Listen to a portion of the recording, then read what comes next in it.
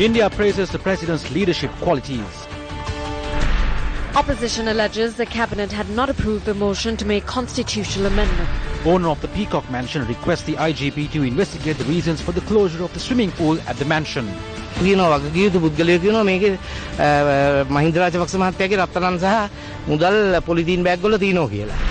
Lanka cricket captain provides reasons for the disastrous tour of New Zealand.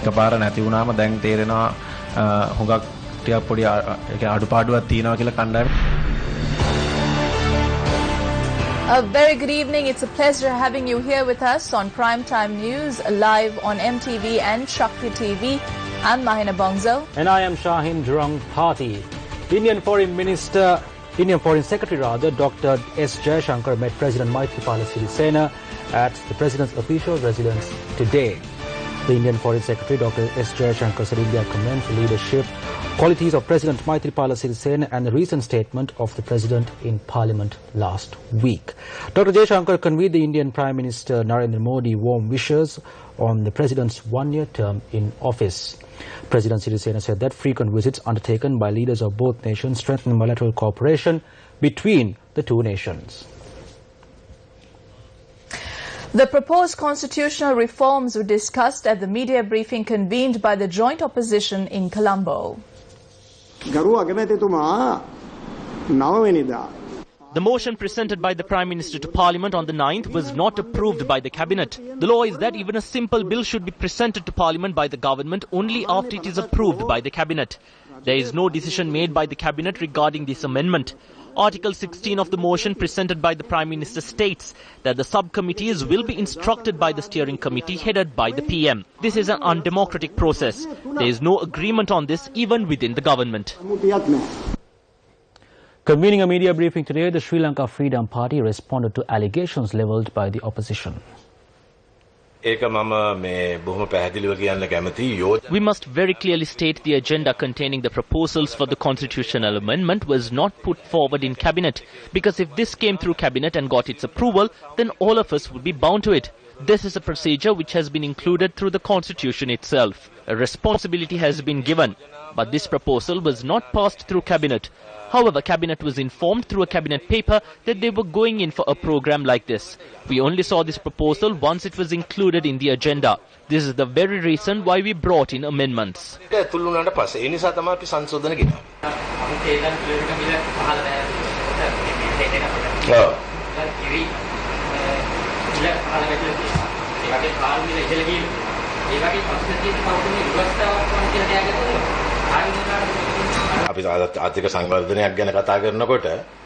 When talking about economic development, it is imperative that there is political and social stability. An economy cannot be developed in the midst of a war, can it? After completing a 30-year-long war, what we are trying to do now is to create a broad reconciliation process and create stability in the country. We are trying to take the required measures for the country together with everyone's assistance. This is one such measure. Views were also expressed on the local government institutions. The procedure I followed is absolutely democratic. According to the Act, I have the powers to establish an appeals board. I am an all-party member. There are over 1,000 appeal boards which have been established and they are continuing to progress with their activities. Some are pointing their fingers at me saying that the procedure I am following is wrong. Some said that it was extended under the emergency law. No, this was not the case. The tenure of the Vaunia and Jaffna urban councils were extended and it continued to function under the Elections Commissioner. This was done by the previous government. Even if presidents changed, the law is the law. Those who challenge me and the government should know that the previous government followed the same procedure. So before you point fingers, if you just look at the procedure which was followed, you will realize that I acted under the provisions of the law.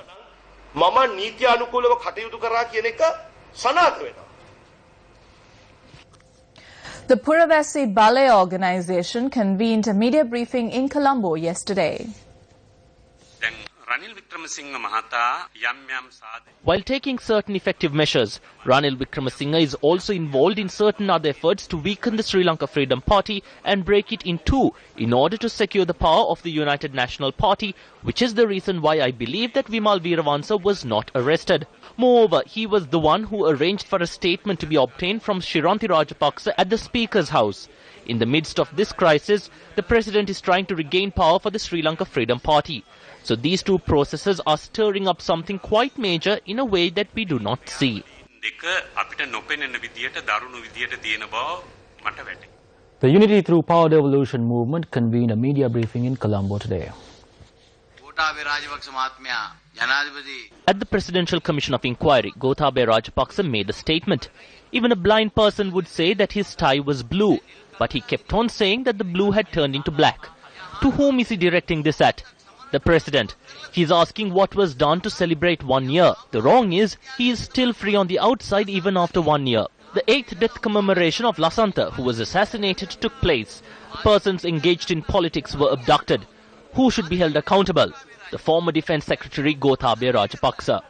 After all of this, he is asking what is there to celebrate for 1 year. There was an event at the BMICH for this. 3/4 of the attendees were those who voted for Mahinda.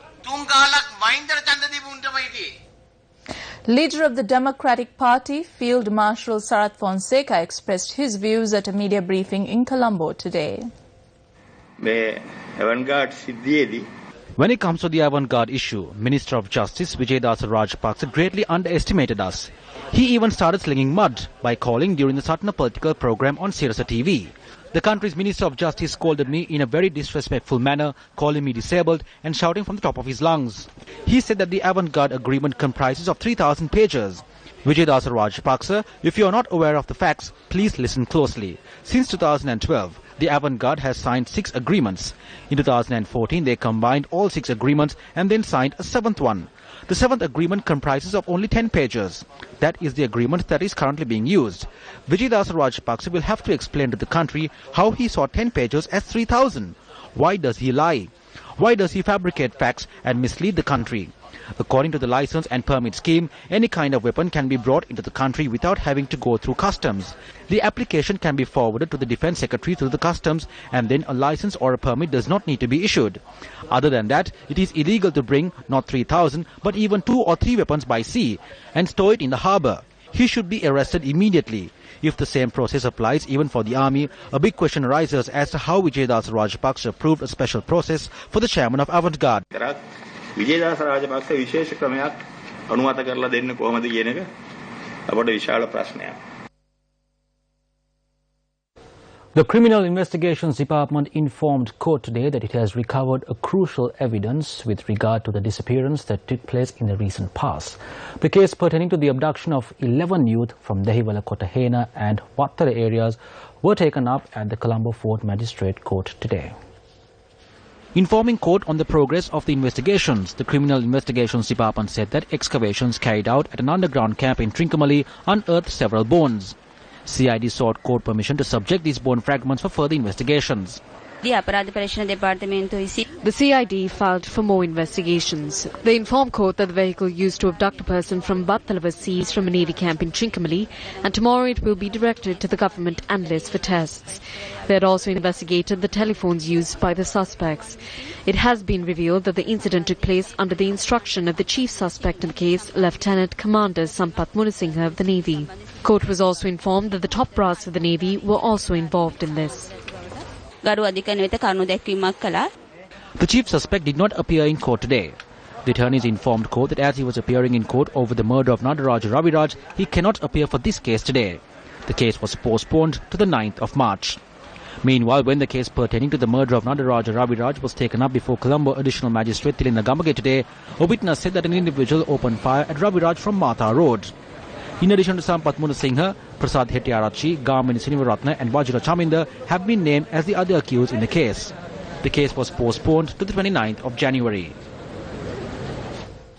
3 persons have been arrested over the killing of Indika Thamira Mendis at the Hikkadua junction in Kalupe, Mitiagoda. The victim, Indika Thamira Mendis, was a resident of Udumulla, Hikkadua. Indika Thamira Mendis was shot dead on the 20th of November last year at Hikkadua junction in Kalupe. Police said that the individuals suspected of committing the murder were arrested while travelling a motorbike close to the Rangala bridge. Among the suspects is one Ravindra Pushpakumara, also known as Podyamila.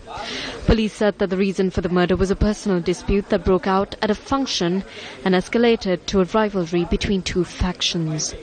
Police also discovered the T56 assault rifle and a magazine with 13 bullets, as well as a motorbike used to commit the murder. A majority of murders that were caused by shootings in the recent past was committed with a T56 assault rifle. Members of a criminal gang were arrested yesterday in Ranala and a modified T56 assault rifle was also seized. The weapons were modified to make it easy to carry. In addition, a T56 assault rifle was also used to shoot dead two persons in Angunukola Palasa on the 2nd of January. Police discovered a similar weapon following the drive-by shooting in Bloomendal in July last year.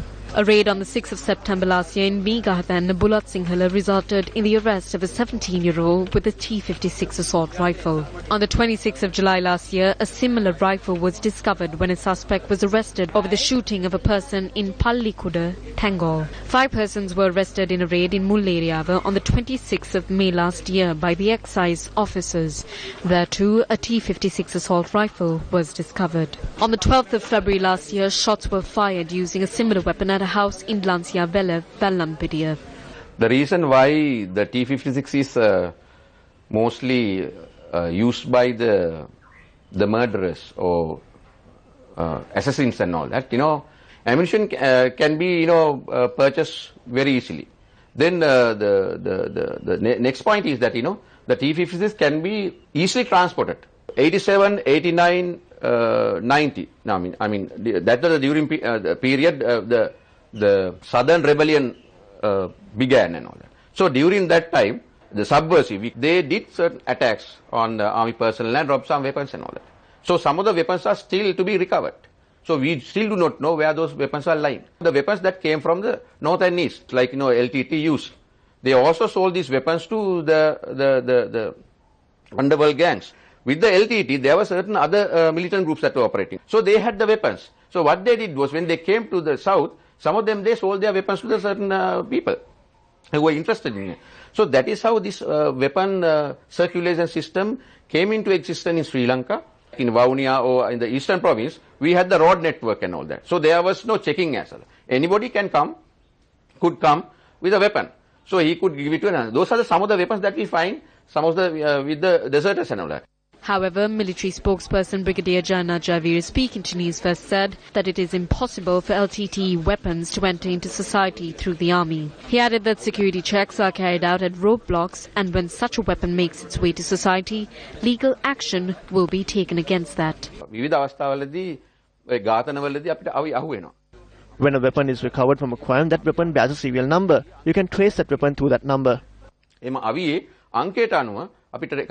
When contacted, police said that most of the weapons discovered in the possession of criminals had their serial numbers wiped off. Weapons with no serial numbers started circulating in society with the avant-garde issue. Investigations revealed that the avant-garde weapons had their serial numbers erased.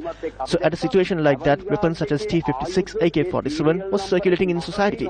So the problem lies here.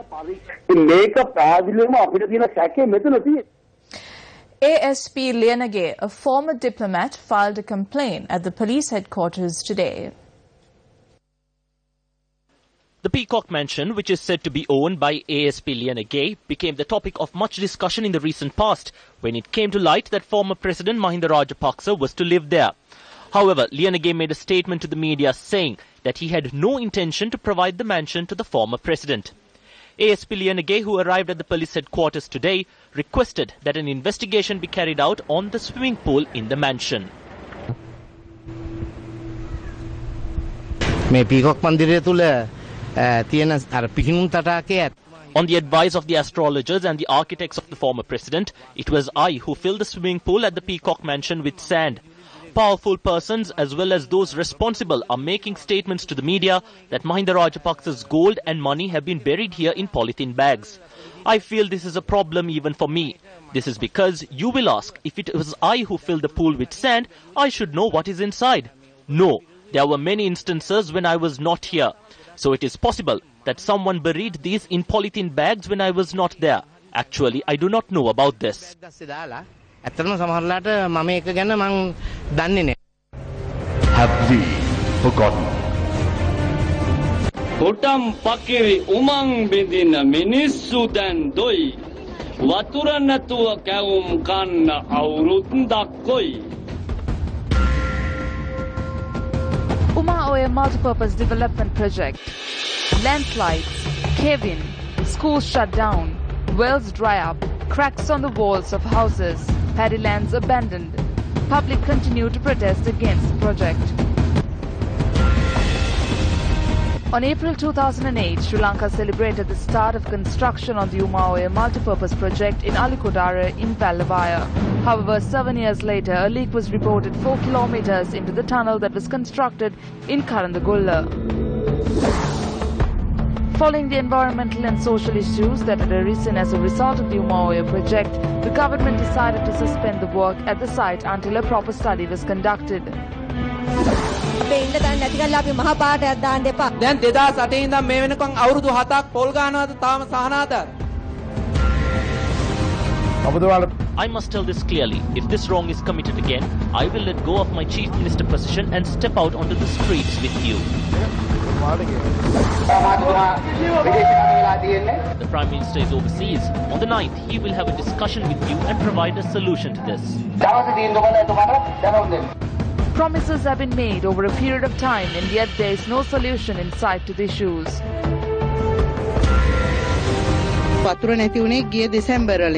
We do not have water since December last year. Cracks started to appear last December. On the 8th of January last year, we voted for the new government to do something about this. The government is not focused on us. We were given promises. Now he is a government minister. He did not come here. He only made a promise. Not a single cent was given to us. What is this government doing? We have been put to a more difficult situation, more than what we were experiencing. On to business news. Global oil prices have hit the lowest in 12 years. Analysts say that this will be good for Sri Lanka, but consumers want to know what it means for local fuel prices. Now, this is good for oil importing countries like Sri Lanka because the oil bill is a big part of our import bill, and at a time when our currency is depreciating as well, having a lower oil import bill is an advantage. Global oil prices have been on the decline since supply increased with the US meeting its own demand and exporting. New technology enabling easier extraction of shale oil have also contributed to the oversupply. However, while OPEC oil producers try to control the supply and demand of oil, China's trial of circuit breaker mechanism last week made investors across Asia nervous, and the global oil price fell to $30 per barrel. Last year, the government announced that a new fuel price would be ready in January 2016, and Newsfirst questioned the Cabinet Minister of Petroleum and Petroleum Gas, Chandima Veerakodi, on when this would occur. The price formula cabinet paper was taken up today, but the Finance Ministry wanted another 1 week to submit their observations. As at now, we have prepared a price formula considering the consumer at large and then the business community, petroleum corporation and the transporters and those who are connected to the industry, taking into consideration the long-term benefits as well as the short-term benefits that the general public should be given. So I must say, hopefully by next Wednesday, we will be able to finalize the formula as a policy. And based on that, we will be able to give the benefit, depending on the outcome of the policy decision, to the people as a long-term, transparent policy. Still on business news, the Ministry of Finance says that the nation-building tax and value-added tax amendments that were proposed in the previous budget will not be implemented until the relevant legislative enactments are passed in Parliament. Meanwhile, the Ministry of Finance issued a statement saying that individuals who had opened letters of credit for the importation of vehicles prior to the 2016 budget will be able to secure the release of their vehicles under the previous tax system starting today. Tax amendments proposed to the 2016 budget have caused the prices of electric cars to spike by about 2.5 million rupees and vans by about 3.5 million rupees. Persons who had already taken measures to import vehicles at that time say they faced difficulties in this regard and requested the government to permit them to secure the release of their vehicles under the previous tax system. In the face of complaints received, Cabinet decided to allow individuals who had opened letters of credit before the tax amendments were proposed to import vehicles under the previous tax rates. As Customs had not been informed of this measure as of yesterday, there was an issue over the release of vehicles from the harbour. We have received orders to charge excise duty at the rates that existed prior to the budget reading. However, there are a number of conditions that have been mentioned. One is that the letter of credit should have been opened in the name of the individual. The vehicles need to be released from the customs before the 31st of March 2016 and need to be registered. The vehicle needs to be registered under the name of the person importing it, and it cannot be transferred to another party without the prior approval from the Treasury. If these vehicles are being used for commercial purposes, then these relief measures cannot be obtained. Also, if a certain individual has imported more than one vehicle, then too the relief measures will not be applicable.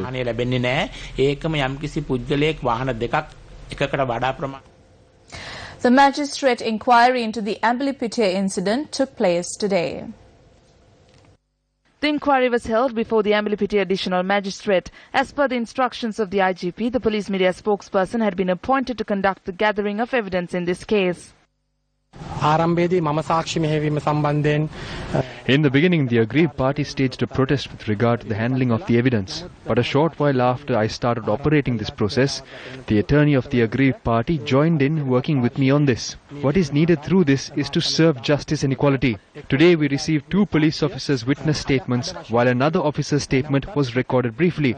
The evidence from the autopsy report will be submitted tomorrow at 2 p.m. to the additional magistrate at the Ambalipitiya Magistrate Court.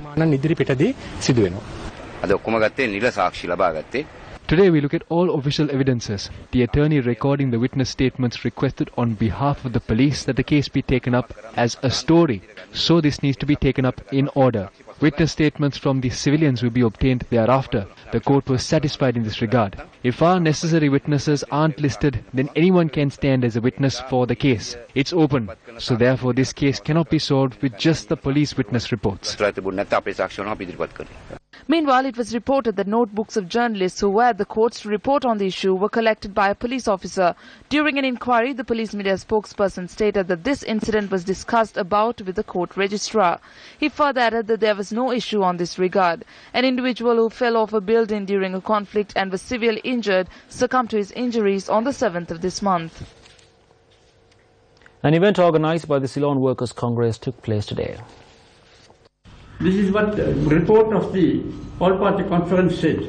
The people of Sri Lanka shall be described in the Constitution as being constituted by the Sinhala, Sri Lankan Tamil, Moor, Indian Tamils and other constituent people of Sri Lanka. The right of every constituent people to develop its own language and promote its culture and to preserve its history and the right to its due share of state power, including the right to due representation in each division in government, shall be recognized without in any way weakening the common Sri Lankan identity. This is the wording that was evolved after a lot of discussion by the all-party district. So what we suggest is, why not accept this formulation? This will help to recognize the different communities in the country. President's Counsel Jeffrey Alagaratnam was re-elected uncontested as the President of the Bar Association of Sri Lanka for the years 2016-2017. A statement from the Bar Association of Sri Lanka reads that the election for the office of President was confirmed after nominations were called on the 11th of January for the forthcoming term. It added that the election for the office of Secretary will take place on the 16th of February this year.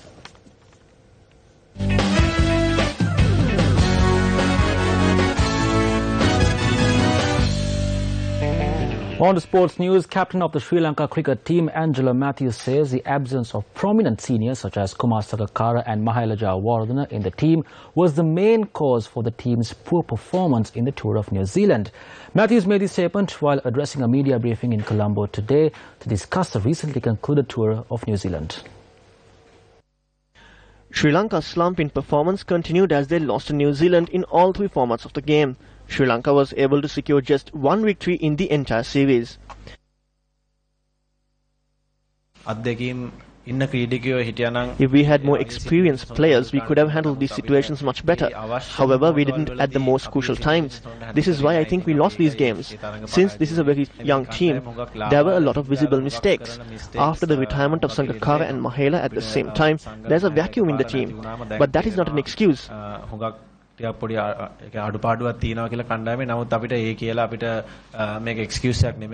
Former chairman of the SLC Interim Committee, Siddharth Vettimuni, expressed these views on Sri Lanka's recent downfall. Everyone's asking about the recently concluded New Zealand tour. Everyone has forgotten that we lost a lot of matches when we toured New Zealand last time, even with Mahela and Sangakkara in the team. This is what we see in team building.